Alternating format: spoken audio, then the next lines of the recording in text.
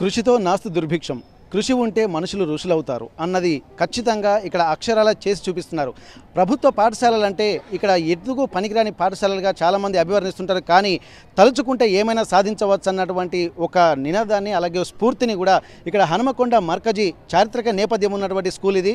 ఇక్కడ ఈ స్కూల్లో కూడా సీట్ రావాలంటే కూడా చాలా ఇబ్బందికర పరిస్థితులు, ఎందుకంటే చాలా కృషి చేయాల్సినటువంటి అవసరం ఉంటుంది. ఎందుకంటే ఇక్కడ వచ్చేటువంటి ర్యాంకులు కానీ ఇక్కడ ఉన్నటువంటి ఉపాధ్యాయులు చెప్పే తీరు కానీ ప్రైవేటు పాఠశాలలకు ఏమాత్రం తీసిపోకుండా అద్భుతమైనటువంటి ప్రతిభ కనబరుస్తున్నటువంటి విద్యార్థుల ర్యాంకులు చూస్తుంటే మనకు అర్థమవుతుంది. ప్రస్తుతానికైతే మనం హనుమకొండ మర్కజీ పాఠశాలలో ఉన్నాము. ఇక్కడ ఎట్లాంటి పరిస్థితులు ఉన్నాయి ఒక్కసారి పేరెంట్స్ కూడా ఉన్నారు. ఎందుకంటే చాలామంది పాఠశాలల గురించి గొప్పలు చెప్పుకుంటారు, కానీ ఇక్కడ ఆ పేరెంట్స్ని అడుగుదాం, వారి మాటలోనే విందాం. ఎందుకంటే 500 మార్కులు సాధించాలంటే అందులో ప్రభుత్వ పాఠశాలలో ర్యాంకులు రావాలంటే గగనం. కానీ అట్లాంటి వాళ్ళు 50 మందికి పైగా ఇదే పాఠశాలలో ఉంటున్నారు. 500 మార్కు దాటడం అంటేనే చాలా గగనం అనుకుంటున్నటువంటి సందర్భంలో మర్కజీ స్కూల్లో ఎట్లాంటి పరిస్థితులు ఉన్నాయి, ప్రస్తుతానికి పేరెంట్స్ ఉన్నారు, ర్యాంకులు సాధించినటువంటి వాళ్ళ తల్లిదండ్రులు కూడా ఉన్నారు, వారితో మాట్లాడదాం.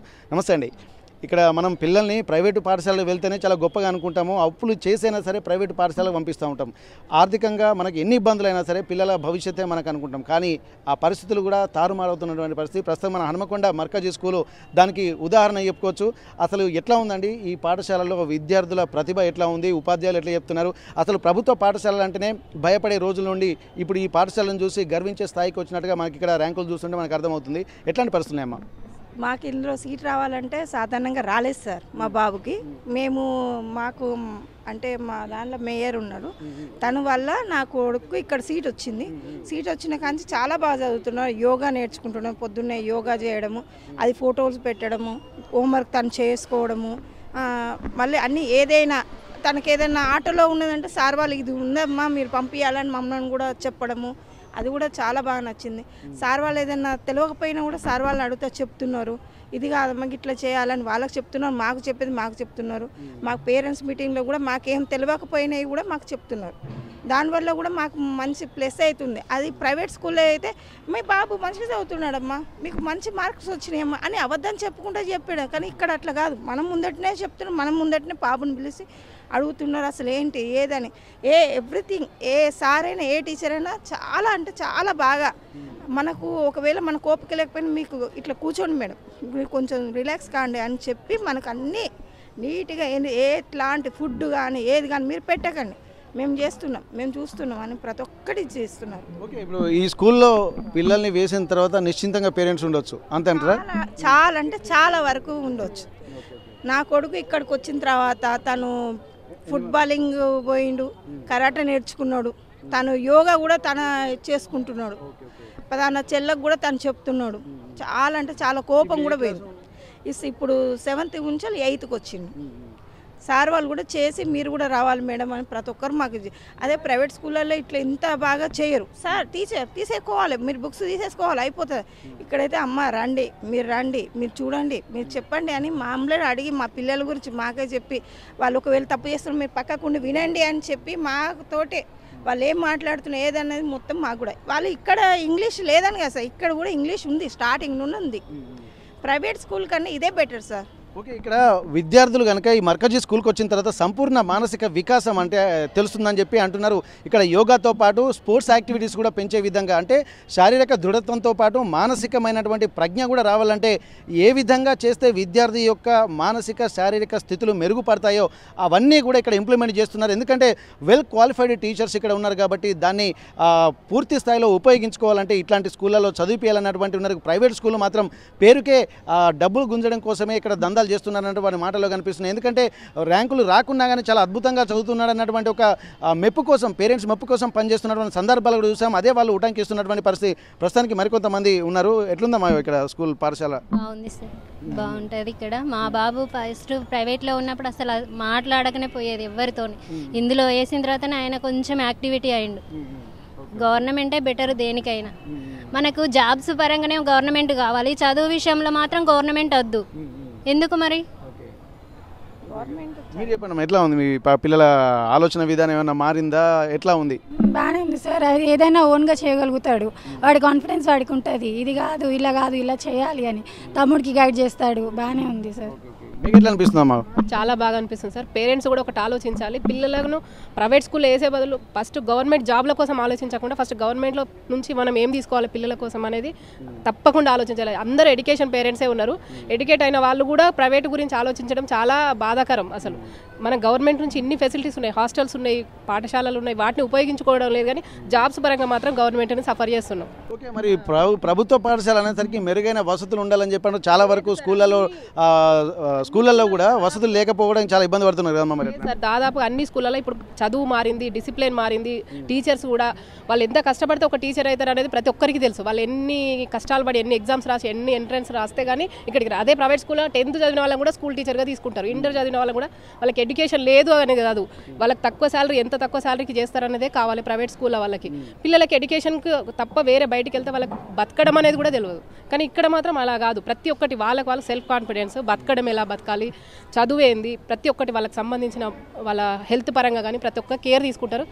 మెయిన్గా ప్రిన్సిపాల్ సార్ అయితే, ఇక్కడ ఈ ప్రిన్సిపాల్ సార్ నేను చూసినంత వరకు అయితే చాలా ప్రతి ఒక్క స్టూడెంట్ని వాళ్ళ తిండి ఏంది, వాళ్ళ పొజిషన్ ఏంది, వాళ్ళు చదువుతున్నారా లేదా, వాళ్ళు ఎందుకు డల్గా ఉంటున్నారు, ఆడపిల్లలు కానీ మగపిల్లలు కానీ ప్రతి ఒక్క పేరెంట్ని గమనిస్తాడు, ప్రతి ఒక్క టీచర్ని స్టూడెంట్ని గమనించి వాళ్ళకు కంప్లైంట్లు పక్క నుండి చెప్తాడు, దగ్గరుండి చెప్తారు. ప్రతి ఒక్క టీచర్ కూడా అలాగే కేర్ తీసుకుంటారు. ఓకే, మీరు చెప్తున్నటువంటి మాటల్లోనే మనకు కనిపిస్తుంది. ఎందుకంటే ఇన్ని విషయాలు కూడా చెప్తున్నారంటే పక్కగా ఇంప్లిమెంట్ చేస్తుంటేనే తెలుస్తుంది.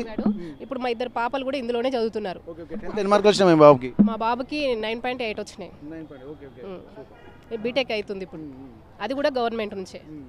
Okay sir, thank you. ఎట్లా సార్ ఇక్కడ పిల్లలు ప్రభుత్వ పాఠశాలకు రావాలంటే అనేక ఇబ్బందులు పడుతూ ఉంటారు. పేరెంట్సే ముఖ్యంగా ప్రైవేట్ హాస్పిటల్కి ప్రోత్సహిస్తూ ఉంటారు. ఎక్కడ ఏం జరుగుతుంది అన్నటువంటి విషయాన్ని కాన్షియస్ లేకుండా ప్రైవేట్ స్కూళ్ళకి తీసుకపోతే ఏదో అయిపోతామన్నటువంటి ఒక ఫీలింగ్ తోటి వెళ్తూ ఉంటారు. అనవసరంగా డబ్బులు కూడా దండగా చేసుకుంటూ ఉంటారు. కానీ ఇట్లాంటి పాఠశాలలకు వస్తే బాగుంటుందని చెప్పి చాలామంది అంటున్నారు. మరి వాతావరణం ఎట్లుంది ఇక్కడ? చాలా బాగుంది సార్ వాతావరణం అయితే. అంటే పిల్లల దగ్గర పీటీ సార్ కానివ్వండి, ఇక్కడ ఉన్న టీచర్స్ కూడా పెన్ టు పెన్ చూస్తూ ఉంటారు, అబ్జర్వ్ చేస్తూ ఉంటారు. నేను అంటే ఇదివరకు కూడా నేను చెప్పాను, పిల్లలు ఏమైనా తినేటప్పుడు కూడా చాలా బాగా అంటే ఎట్లా తినాలి ఏందనేది మొత్తం వాళ్ళు బోధిస్తున్నారు. అంతేకాదు ఇంకా ఏదున్నా కూడా చిన్న పార్టిసిపేషన్ ఉన్న అంటే ఎస్ఏ రైటింగ్ కానివ్వండి, ఎలక్ట్రీషియన్స్ పక్క మన గవర్నమెంట్ నుంచి కండక్ట్ చేస్తూ ఉంటారు కదా, వాళ్ళని తీసుకెళ్ళి చేయడం అలాంటివి చేస్తున్నారు.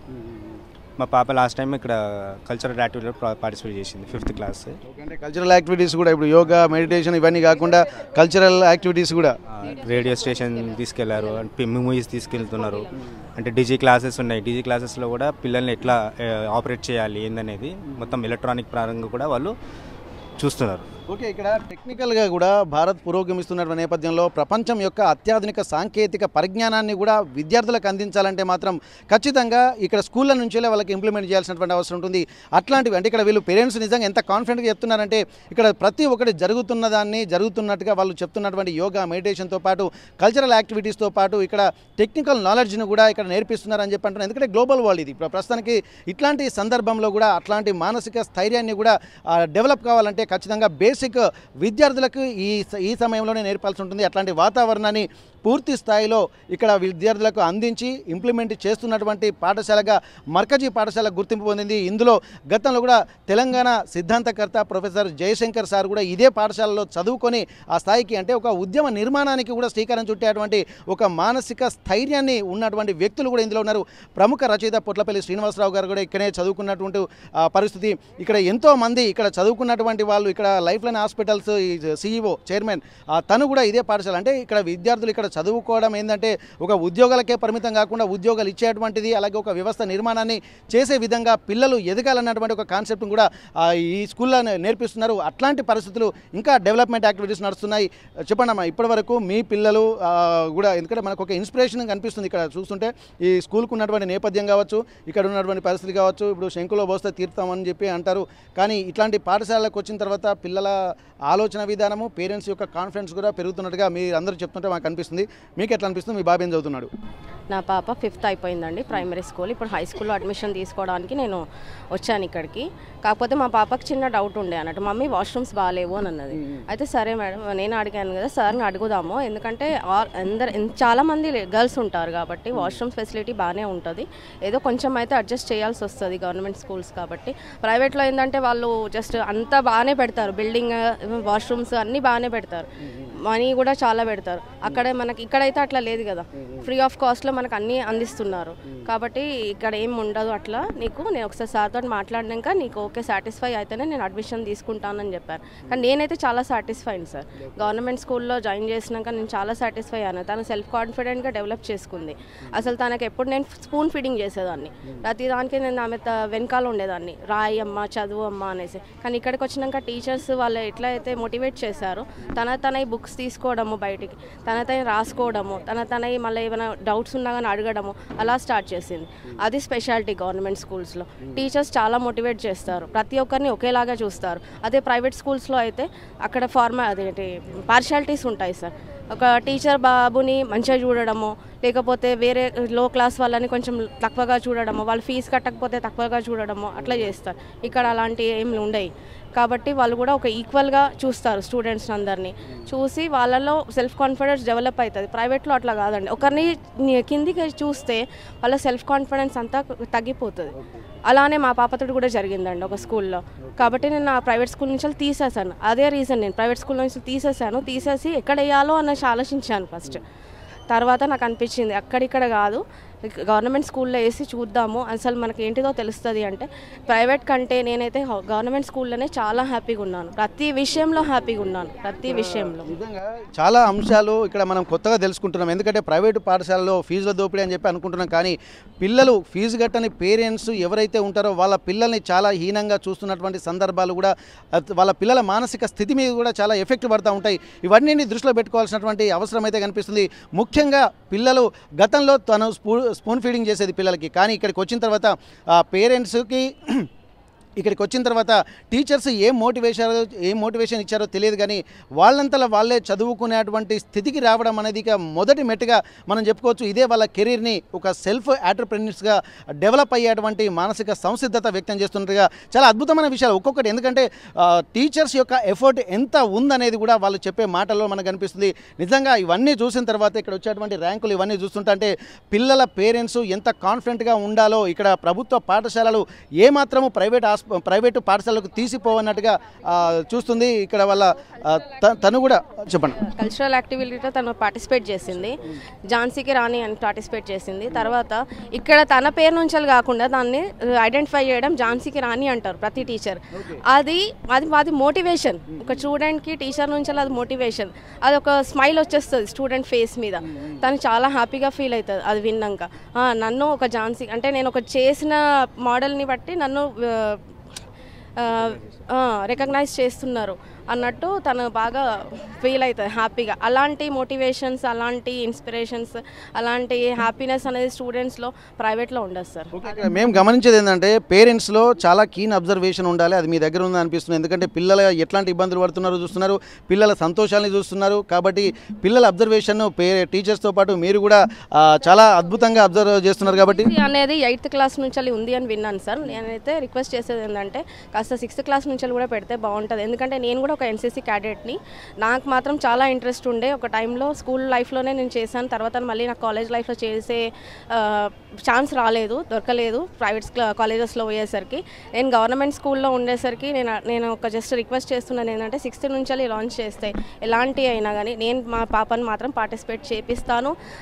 అది ఎదగాలి అనేది మా ఉద్దేశం, అలానే టీచర్స్ వాళ్ళ ఉద్దేశం కూడా ఉంటుంది. ఓకే ఓకే మాకు నిజంగా అనిపిస్తుంది ఏంటంటే పేరెంట్స్కి టీచర్స్కి ఎంత రెస్పాన్సిబిలిటీ ఉంటుందో, ఎంత కాన్ఫిడెంట్ ఉంటుందో, పేరెంట్స్ కూడా అంత రెస్పాన్సిబిలిటీ తీసుకుంటే కూడా ఇక్కడ మ్యూచువల్ అండర్స్టాండింగ్ తోటి పిల్లల భవిష్యత్తు బాగుంటుందన్నది. ఎందుకంటే మీలాంటి ఇనిషియేషన్ తీసుకున్నటువంటి వాళ్ళు కూడా చాలా అవసరము. కాబట్టి ఏంటంటే ఇక్కడ ఎన్సీసీ అనేది కూడా అంటే కొత్త వ్యవస్థలు కూడా ఇంప్లిమెంట్ ఇట్లాంటి ఆలోచనలతోటే వస్తూ ఉంటాయి. ఇప్పటి వరకు ఉన్నాయన్నీ ఓకే. ఇక్కడ స్పోర్ట్స్ యాక్టివిటీస్తో పాటు యోగా, ఇక్కడ మెడిటేషన్తో పాటు కల్చరల్ యాక్టివిటీస్, ఇక్కడ ఏంటంటే ఎన్సీసీ అనేది కూడా ఇక్కడ 6వ తరగతి నుండే ఇస్తే బాగుంటుందన్నారు ఒక ఆలోచన సూచనలు కూడా చేస్తుంటారు. వీళ్ళన్నీ పరిగణలోకి తీసుకోవాలి. ఎందుకంటే ఆలోచనలు పేరెంట్స్ నుంచి వస్తుంటే వాటిని పరిగణలోకి తీసుకొని ఇంప్లిమెంట్ చేసేటువంటి అవకాశం ఉంటుంది. అది ప్రభుత్వాల దృష్టికి వెళ్తున్నప్పుడు అన్ని పాఠశాలలకు కూడా ఇదే ఒక ముందడుగుగా మనకు కనిపిస్తుంటుంది. ఎట్లా ఉందమ్మా పరిస్థితి? ఇక్కడ పిల్లలు ఇక్కడ వీళ్ళందరూ చెప్తుంటారు ఏంటంటే అందరూ ఇక్కడ మర్కజీ స్కూల్కే వచ్చి చదువుకోవాలన్నటువంటి ఫీలింగ్ అయితే ఇది ఆర్టీవీ చూసేటువంటి వాళ్ళందరికీ కనిపిస్తుందని మాకు అనిపిస్తుంది. ఇట్లా మీకే అనిపిస్తుంది ఇక్కడ మీ పిల్లల్ని చూస్తుంటే? బాగుంది సార్, ఎడ్యుకేషన్ అయితే బాగుంది, టీచర్స్ కూడా చాలా ఎంకరేజ్ చేస్తారు, పిల్లలు అయితే బాగానే చదువుకుంటున్నారు ఇక్కడ ఉన్నంత వరకు.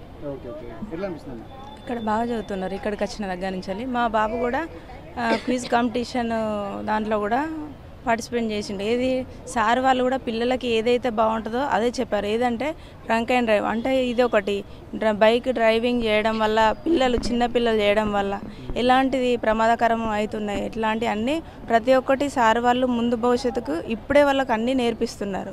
ఇది మాత్రం చాలా పిల్లలకి ముందు ఎలాంటి జాగ్రత్తలు ఎలా ఉండాలి అనే భవిష్యత్తును కూడా వాళ్ళు చూపిస్తున్నారు. ఓకే, మనం ఒక్కొక్క పేరెంట్స్తో మాట్లాడుతుంటే చాలా అద్భుతమైన విషయాలు తెలుస్తున్నాయి. ఎందుకంటే ఒక్కొక్కరు ఒక్కొక్క అబ్జర్వేషన్ చేస్తున్నారు. ఇంతమంది ప్రతి ఒక్కరు ఒక్కొక్క ప్రత్యేకమైనటువంటి విషయం చెప్తున్నారు. ఎందుకంటే పిల్లల ఆలోచన ఇప్పటివరకు ఏంటంటే ఉద్యోగాలు చదువులే కాకుండా జీవితంలో బయటికి వెళ్ళిన తర్వాత ఎట్లాంటి వాతావరణం ఉంటుంది, ఎట్లాంటి సమస్యలు ఫేస్ చేస్తామనేది కూడా వాళ్ళు చెప్తున్నారు. డ్రంక్ అండ్ డ్రైవ్ లాంటివి ఎట్లాంటి ప్రమాదకరమైనటువంటి పరిస్థితి ఉంటుందో తెలుస్తుంది ఇక్కడ. ఎందుకంటే ఇప్పటి నుండే యవ్వనంలోకి అడుగుపెట్టేటువంటి విద్యార్థులు దృష్టి ఎటువైపు వెళ్ళాలన్నటువంటి కోణం కూడా ఉపాధ్యాయులు ముందు జాగ్రత్తగా అంటే సంపూర్ణ మానసిక వికాసాన్ని కూడా ఇక్కడ టీచర్స్ పిల్లలకు చెప్తున్నారు. అది పేరెంట్స్కి కూడా తెలుస్తుందంటే వాళ్ళలో ఒక మంచి అండర్స్టాండింగ్ అనేది కనిపెడుతుంది. దానివల్ల కూడా పేరెంట్స్ చాలా హ్యాపీగా ఫీల్ అవుతున్నటువంటి పరిస్థితి. మేడం, ఇప్పటివరకు అయితే ఇంత వ్యవస్థ ఒక్కొక్కరికి మీరేం ప్రత్యేక చెప్పాల్సుకున్నారు? ఎందుకంటే మేము ఎంతూజియాజంగా చూస్తున్నాం. ఒక్కొక్క పిల్లల దగ్గర నుంచి పేరెంట్స్ దగ్గర నుంచి ఇన్ని విలువైన విషయాలు తెలుస్తున్నాయి. ఎందుకంటే ప్రతి ఒక్కరికి ఒక విద్యార్థి ఎట్లాంటి మానసిక సంసిద్ధత ఉండాలో అవన్నీ ఒక్కొక్కరి మాటల్లో మేము వింటున్నాము. నిజంగా సంపూర్ణ మానసిక వికాసం అనేది దీంట్లో జరుగుతుందనేది మీ మాటలను బట్టి చూస్తే తెలుస్తుంది. మీరేం చెప్పదలుచుకున్నారమ్మా? అదేం లేదు సార్, ఈ స్కూలు బాగుంటుంది, సార్లు కూడా బాగానే పట్టించుకుంటారు. ఈ స్కూల్ పేరు ఏంది సార్, అంతే. ఇక మాకు చాలా సంతోషంగా ఉంది. ఇలా మా పిల్లలు చదవడం మా అదృష్టం అనుకుంటున్నాం సార్. చెప్పండి అమ్మా, మీ పిల్లలు ఏం చదువుతున్నారు? ఇప్పుడు 10th క్లాస్. గవర్నమెంట్ మేము చదువుకున్నప్పుడే గవర్నమెంట్ స్కూల్లో వాచ్మెన్ అనేవాళ్ళు ఉండేవాళ్ళు. కానీ ఇప్పటి స్కూల్స్కి వాచ్మెన్ లేకపోవడం వల్ల పిల్లలు బయటకు వెళ్ళడం, ఎన్సీసీ పిల్లల్ని అక్కడ గేట్ దగ్గర పెట్టడం కొంచెం ప్రాబ్లం అవుతుంది. కాబట్టి గవర్నమెంట్ దాని మీద దృష్టి పెట్టాలని కోరుకుంటున్నా. ఒకటి వాష్రూమ్స్ కూడా గవర్నమెంట్ క్లీన్ చేయించడానికి ఏదైనా మనీ అట్లా అరేంజ్ చేస్తే బాగుంటుంది. స్కూల్లో సార్ వాళ్ళు కూడా మనీ కలెక్ట్ చేసి చేస్తున్నారు. అయినా కూడా వాళ్ళకి కూడా ఇబ్బంది కదా, ఎప్పుడు చేపియాలన్నా ఎవరికైనా ప్రాబ్లమే. కాబట్టి గవర్నమెంట్ దీని మీద కొంచెం దృష్టి పెడితే బాగుంటుందని నా ఒపీనియన్. సార్, గవర్నమెంట్ స్కూల్ వేయాలంటే నేను ఫస్ట్ భయపడ్డా సార్.